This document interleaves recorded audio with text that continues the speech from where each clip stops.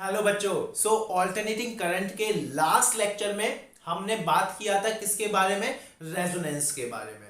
बहुत अच्छे से मैंने डिटेल में आपको डिस्कस किया था कि रेजोनेंस क्या होता है, रेजोनेंस की कंडीशन क्या होती है और व्हाट इज रेजोनेटिंग फ्रीक्वेंसी। और हमने ग्राफ भी देखा था करंट वर्सेस ओमेगा का, और हमने देखा था कि जो करंट है वो मैक्सिमम वैल्यू अटेन करता है एट रेजोनेटिंग फ्रीक्वेंसी, और अगर उस फ्रीक्वेंसी से हम फ्रीक्वेंसी बढ़ाते हैं या घटाते हैं तो करंट जो है घटने लगता है। आज बच्चों उसी में हम आगे कुछ चीजें ऐड ऑन करेंगे और बहुत अच्छी अच्छी चीजें सीखेंगे जिसका नाम है बच्चों क्वालिटी फैक्टर, शार्पनेस या फिर बैंडविड्थ ऑफ रेजोनेंस। ये सारी चीजें हम आज के लेक्चर में सीखने वाले हैं। बहुत ही इंपॉर्टेंट लेक्चर है, बहुत सारे कंसेप्चुअल क्वेश्चन उठ करके आ जाते हैं और कई बार जैसे नीट का एग्जाम हो गया तो उसमें डायरेक्ट फॉर्मूला बेस्ड क्वेश्चन भी बच्चों पूछ लिया जाता है। तो बहुत ध्यान से इस लेक्चर को आप देखिएगा। चलो शुरू करते हैं बच्चों। जैसा कि आपको मालूम है कि अगर मैं बात करूं करंट वर्सेस ओमेगा की, तो ग्राफ बच्चों कुछ इस तरीके से आया था। याद करो लास्ट लेक्चर में ही मैंने डिस्कस किया है, इस तरीके से ग्राफ आया था और ये क्या होती थी बच्चों? Peak value of current. ये क्या होती थी?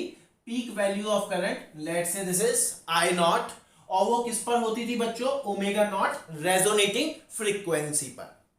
क्लियर है एकदम? और ओमेगा नॉट की जो वैल्यू आती थी वो बच्चों कितनी आती थी? 1 में अंडर रूट LC। ये सब हमें मालूम है। क्लियर है बच्चों? बच्चों अगर आप बहुत ध्यान से देखोगे, at resonating frequency current is maximum, that means power is maximum, power delivered by the AC source in the circuit is maximum। और ये आपको मालूम ही है बच्चों, फर्स्ट लेक्चर में मैं सब बता चुका हूं कि जो पावर कंज्यूम होती है वो सिर्फ और सिर्फ रजिस्टर के अक्रॉस होती है, क्योंकि average power across capacitor and inductor वो वन कंप्लीट साइकिल के लिए कितनी हो जाती है बच्चों? 0। क्या आपको मेरी बात समझ में आ रही है? ये सारी बातें हम डिस्कस कर चुके हैं। अब रेजोनेंस पर पावर भी बच्चों मैक्सिमम होगी, और पावर मैक्सिमम कितनी बच्चों हमें पता ही है। जैसे कि पी एवरेज का एक्सप्रेशन क्या आता है बच्चों? IRMS VRMS cos phi. कितना आता है एवरेज पावर का एक्सप्रेशन बच्चों? कितना आता है एवरेज पावर का?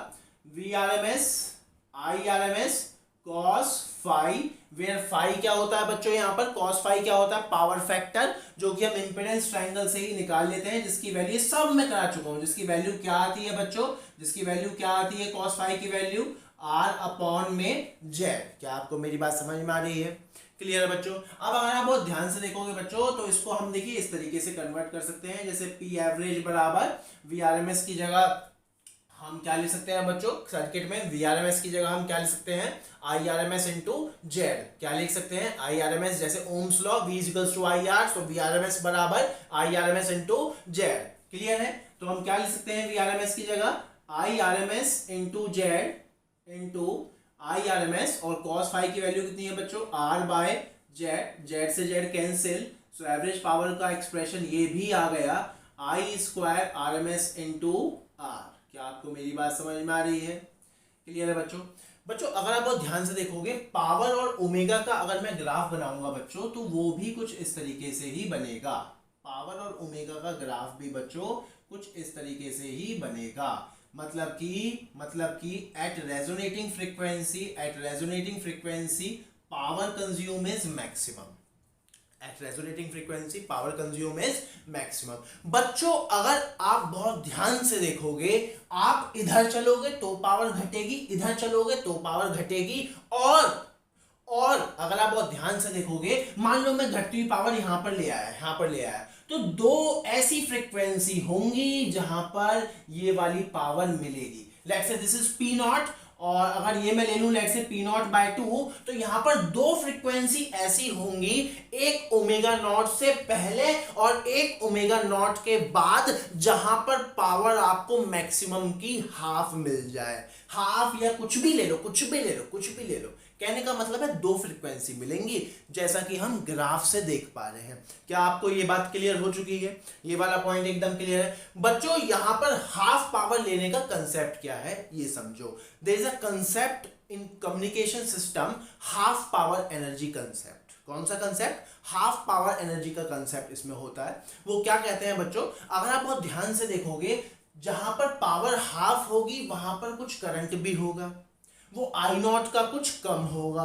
कितना कम होगा वो हम निकाल लेंगे। मैंने क्या बोला? जहां पर पावर हाफ होगी वहां पर करंट भी कुछ कम होगा, और उस कुछ कम करंट पर कुछ फ्रीक्वेंसी भी होंगी, ओमेगा 1 और ओमेगा 2। लेट से यहां पर वो करंट है, लेट से हम निकाल ही लेते हैं। अगर आप बहुत ध्यान से देखोगे, मैक्सिमम पावर पी नॉट वो कितना आएगा बच्चों? यहां से करंट का मैक्सिमम वैल्यू हो जाएगी which is I not square R.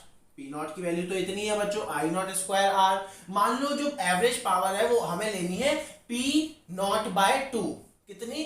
P naught by 2। Why half अभी आपको बताऊंगा मैं। पी नॉट बाय 2 तो कितना करंट होगा वो हमें निकालना है। लेट्स से पी एवरेज बराबर I square R M S into R. P average की जगह क्या ले लेना है बच्चों? पी नॉट बाय 2 बराबर I square R M S into R, और पी नॉट की वैल्यू कितनी है बच्चों? I not square R. तो यहाँ पे वैल्यू पुट कर देते हैं, I not square R upon में 2 into I square R, R से आर कैंसिल, तो आई यहाँ से कितना आ गया बच्चों? I not by root 2। क्या आपको मेरी बात समझ में आ रही है? क्लियर है? दैट मीन्स क्या कंसेप्ट बना? जहां पर पावर हाफ होगी वहां पर सर्किट में करंट कितना होगा बच्चों? I not by root 2, maximum का 1/2। लेट से यहां पर फ्रीक्वेंसी है बच्चों ओमेगा 1, और यहां पर फ्रीक्वेंसी है बच्चों लेट से ओमेगा 2। अब ये जो बच्चों ओमेगा 1 और ओमेगा 2 के बीच में जो गैप होता है, इसी को बोलते हैं बैंडविड्थ। इसी गैप को बच्चों क्या बोलते हैं हम? बैंडविड्थ। क्या आपको मेरी बात समझ में आ रही है? Let's say this separation is delta omega and this separation is also delta omega. तो अपना बैंडविड्थ का एक्सप्रेशन कितना आ गया बच्चों? बैंडविड्थ का एक्सप्रेशन 2 डेल्टा ओमेगा। क्या आपको मेरी बात समझ में आ रही है? और ओमेगा 1 को क्या लिख सकता हूं मैं? Omega not minus delta omega. Omega 1 को क्या लिख सकता हूं मैं? Omega not minus delta omega. और ओमेगा 2 को क्या लिख सकता हूं मैं? Omega not plus delta omega. क्या आपको ये दोनों पॉइंट क्लियर हो गए हैं? क्लियर है? और ये डेल्टा ओमेगा क्या है? जो भी डिफरेंस आ रहा होगा यहाँ पे और यहाँ पर, जो भी डिफरेंस आ रहा होगा, क्योंकि ओमेगा नॉट के इधर भी एक फ्रीक्वेंसी पे करंट 1/√2 होगा, और इधर की एक फ्रीक्वेंसी पे भी current I not by root 2 होगा। क्या आपको मेरी बात समझ में आ रही? तो इधर जितना चले उसी को मैंने डेल्टा ओमेगा से डिनोट कर दिया है। क्या आपको मेरी बात समझ में आ रही है? और ये मैथमेटिक्स बिल्कुल क्लियर होगी आपको। Omega not plus delta omega बराबर omega 2, omega not minus delta omega बराबर ओमेगा 1। और ओमेगा 2 और ओमेगा 1 का जो डिफरेंस होता है बच्चों, ओमेगा 2 माइनस ओमेगा 1, जो कि आएगा 2 डेल्टा ओमेगा, इसी को बच्चों हम क्या बोलते हैं? बैंडविड्थ। क्या बोलते हैं इसी को हम? बैंडविड्थ। क्या आपको ये वाली चीजें समझ में आ रही हैं? बैंडविड्थ एकदम क्लियर है। अब ये बैंडविड्थ क्या है इसको समझो, प्रैक्टिकल भाषा में समझो। अगर आप बहुत ध्यान से देखोगे, मान लो आप जो है रेडियो कोई एक सिग्नल चैनल सुनते हो, जैसे 98.5। क्लियर एकदम? 98.5। अब 98.5 आपने सेट किया, आपको एकदम क्लियर कट आवाज समझ में आ रही है, सुनाई दे रही है। तो बच्चों जो हमारा सिस्टम है वो एक्चुअली 98.5 को एक विड्थ देता है, एक विड्थ अलॉट करता है।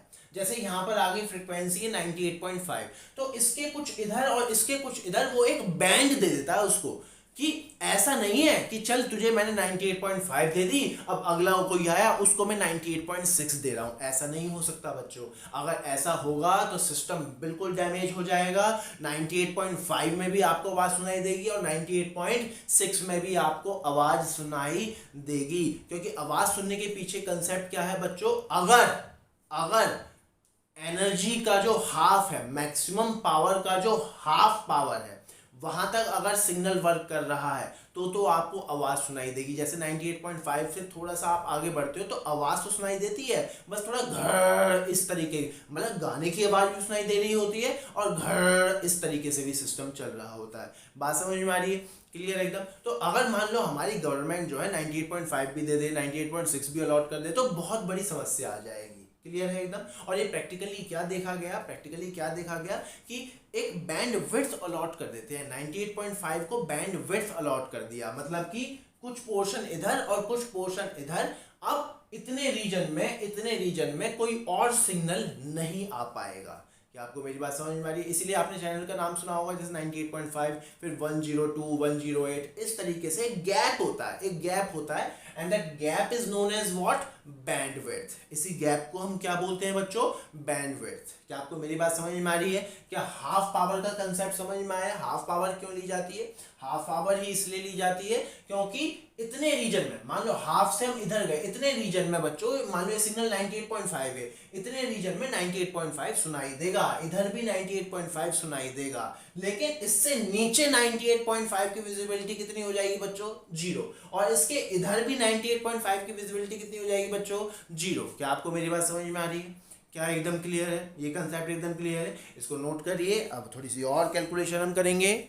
चलिए बच्चों, अब हम इस बैंडविड्थ का मैथमेटिकल एक्सप्रेशन निकालते हैं, जो कि बिल्कुल सिंपल है, नॉर्मल क्वाड्रेटिक इक्वेशन से सॉल्व हो जाएगा, और बहुत सारे तरीके हैं, कोई दिक्कत वाली बात नहीं है। क्लियर बच्चों? Which is ω2 minus ω1 which is 2 delta omega. इसका मैथमेटिकल एक्सप्रेशन बिल्कुल सिंपल है बच्चों, बिल्कुल ईजी है। अगर आप बहुत ध्यान से देखोगे, यहाँ पर जो करंट है वो एट रेजोनेंस है, मैक्सिमम वैल्यू। ये क्या है? मैक्सिमम का 1/√2। क्लियर है बच्चों? आपको मालूम है करंट का, अगर मैं जनरल एक्सप्रेशन लिख दूं, वो कितना होता है बच्चों? V0/Z। That is general expression which is V0/Z, which is V0/√R² plus XL minus XC which is ω_L minus 1/ωc का होल स्क्वायर। ये सब आप जानते हैं। क्लियर है बच्चों?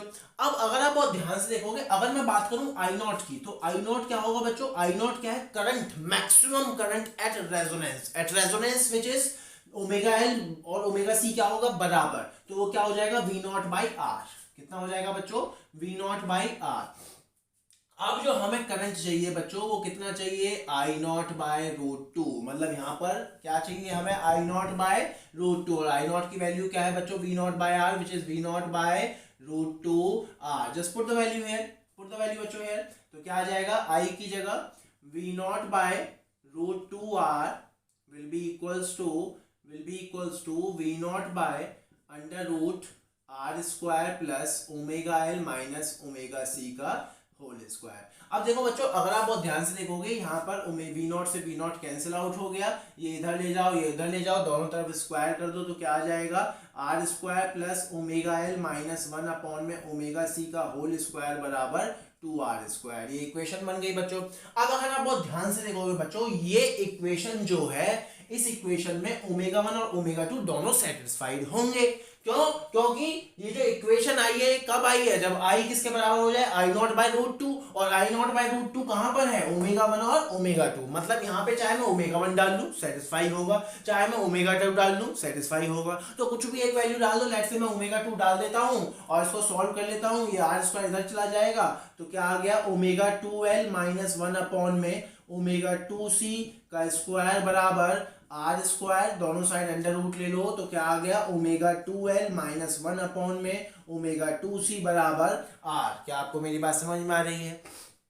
क्लियर है बच्चों? चाहे ω2 डाल दो, चाहे ω1 डाल दो, कोई दिक्कत वाली बात नहीं है, क्योंकि दोनों सेटिस्फाई करेंगे इसको। ठीक है बच्चों?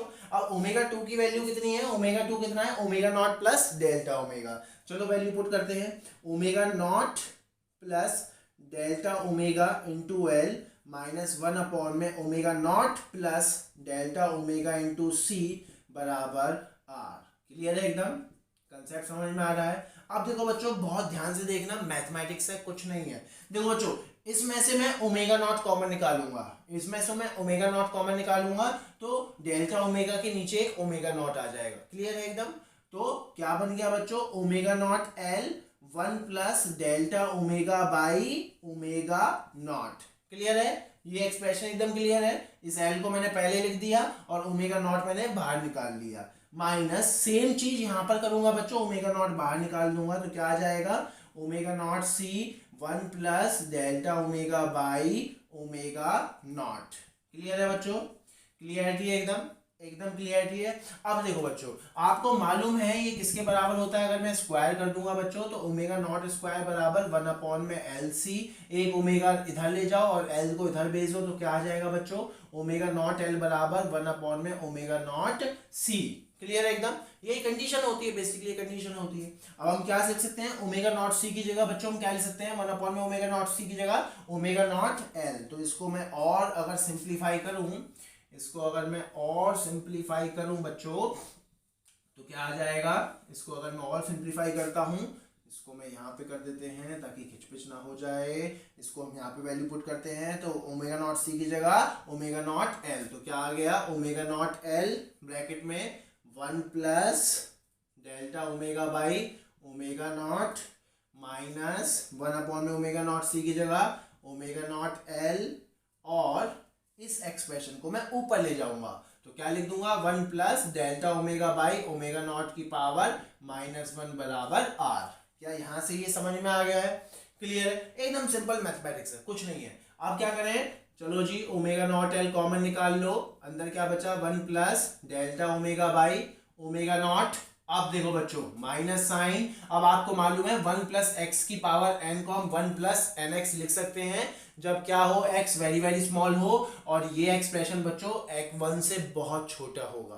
क्लियर है, तो इसको हम नियरली लिख सकते हैं 1, ये माइनस पावर वाले इधर आ जाएगा, delta omega by omega naught bracket बंद बराबर आर, ब्रैकेट ओपन कर दो तो क्या आ गया, ओमेगा नॉट एल बराबर 1 plus delta omega by omega not minus 1 plus delta omega by omega naught बराबर आर, 1 से 1 कैंसिल, तो क्या आ गया बच्चों, ये omega naught L 2 delta omega upon में ओमेगा नॉट बराबर आर, ओमेगा नॉट से ओमेगा नॉट कैंसिल आउट हो गया तो 2 डेल्टा ओमेगा क्या आ गया बच्चों, आर बाई एल। हमने निकाल लिया बैंडविड्थ का एक्सप्रेशन कितना आ रहा है बच्चों, R by L. That means जो बैंडविड्थ है वो डायरेक्टली प्रोपोर्शनल है resistance of the LCR circuit के, और इनवर्सली प्रोपोर्शनल है बच्चों किसके, इंडक्टर के इंडक्टेंस के।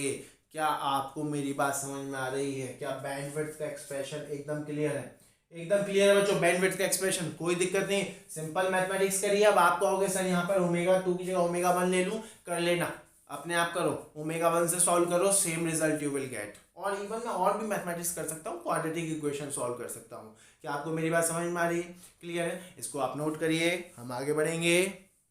चलिए बच्चों, और हम बेसिक पॉइंट्स पर हम डिस्कशन करते हैं इसमें। बच्चों बैंडविड्थ का एक्सप्रेशन हमने निकाल लिया which is R by L. क्या मेरी बात समझ में आ रही है, एक टर्म होता है बच्चों इसमें क्वालिटी फैक्टर, क्या बोलते हैं उसको हम, क्वालिटी फैक्टर। क्वालिटी फैक्टर क्या होता है बच्चों, एक रेशियो है, एक रेशियो हम डिफाइन करते हैं, थ्योरेटिकल कंसेप्ट है, और वो रेशियो क्या है बच्चों, क्वालिटी फैक्टर का वो रेशियो क्या है, रेजोनेटिंग फ्रीक्वेंसी अपॉन में बैंडविड्थ। क्या होता है quality factor, resonating frequency upon में बैंडविड्थ। क्लियर है एकदम, रेजोनेटिंग फ्रीक्वेंसी अपॉन में बैंडविड्थ। उसको थोड़ा सा और सिंप्लीफाई करें, इसको थोड़ा सा और सिंप्लीफाई करें तो क्वालिटी फैक्टर को क्या भी लिख सकते हैं, ओमेगा नॉट, बैंडविड्थ का एक्सप्रेशन क्या है बच्चों, आर बाई एल, ये एल ऊपर चला जाएगा, तो इस तरीके से भी क्वालिटी फैक्टर को लिख सकते हैं। और ओमेगा नॉट को हम 1 अपॉन में अंडर रूट एल सी लिख सकते हैं, तो इसको थोड़ा सा और सिंप्लीफाई करें, 1 अपॉन में under root L C into L by R, एक इस एल को क्या कह सकते हैं बच्चों, root L into root L, एक रूट एल कैंसिल आउट हो जाएगा, तो क्वालिटी फैक्टर को हम ऐसे भी लिख सकते हैं 1 अपॉन में R under root L by सी।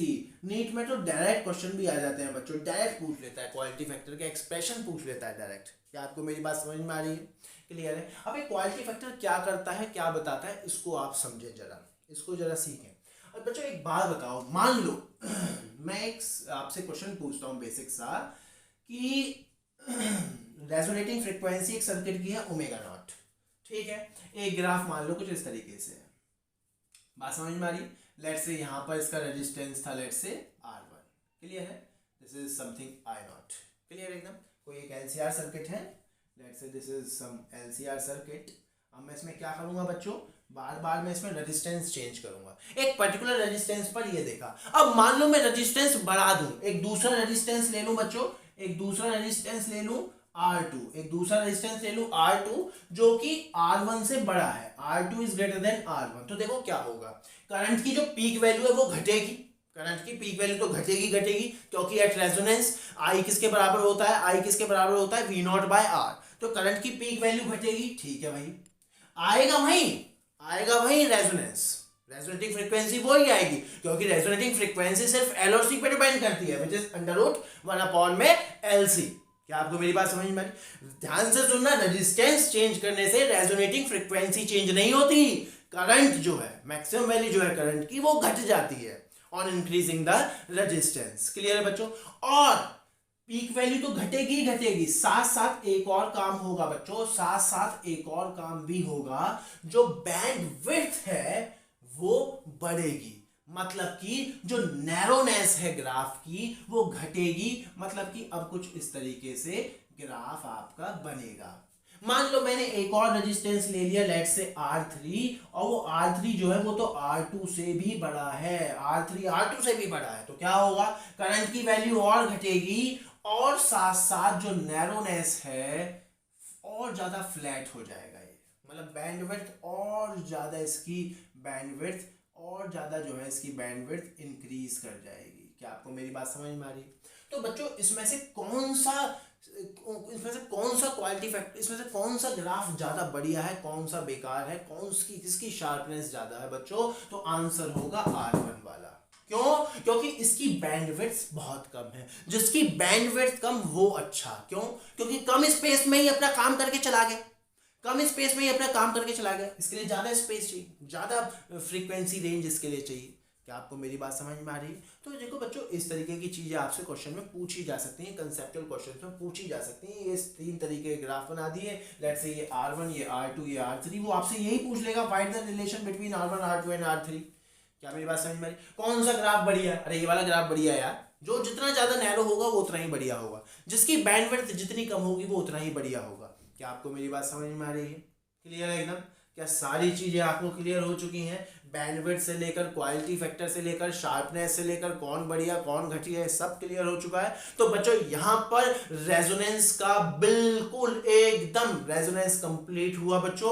और मैं रेजोनेंस में एक तड़कती भड़कती चीज आपको बताना चाहता हूं, रेजोनेंस सिर्फ और सिर्फ LCR में ही पॉसिबल है, मतलब L और C दोनों होने चाहिए रेजोनेंस के लिए। कई बार क्वेश्चन आता है, क्या LR सर्किट, क्या RC सर्किट में रेजोनेंस पॉसिबल है? अबे कैसे पॉसिबल है? होगा ही नहीं, रेजोनेंस होगा ही नहीं। क्यों? क्योंकि जब L और C दोनों होंगे तभी वो एक दूसरे को काटेंगे, तभी वो एक दूसरे को नलीफाई करेंगे, तभी इंपेडेंस जो है एक मिनिमम अटेन होगा, तभी जो है करंट मैक्सिमम होगा, तभी पावर मैक्सिमम होगा, और उसी को बोलते हैं हम रेजोनेंस। तो ध्यान रखना, रेजोनेंस सिर्फ और सिर्फ LCR में पॉसिबल है। अगर L और C में से कोई भी एक गया तो रेजोनेंस पॉसिबल नहीं है। तो यहां पर हमारा रेजोनेंस का पूरा बाई खाता कंप्लीट हुआ, पूरा डिटेल में हमने रेजोनेंस पढ़ लिया, एक एक चीज रेजोनेंस की हमने पढ़ ली। Thank you for now.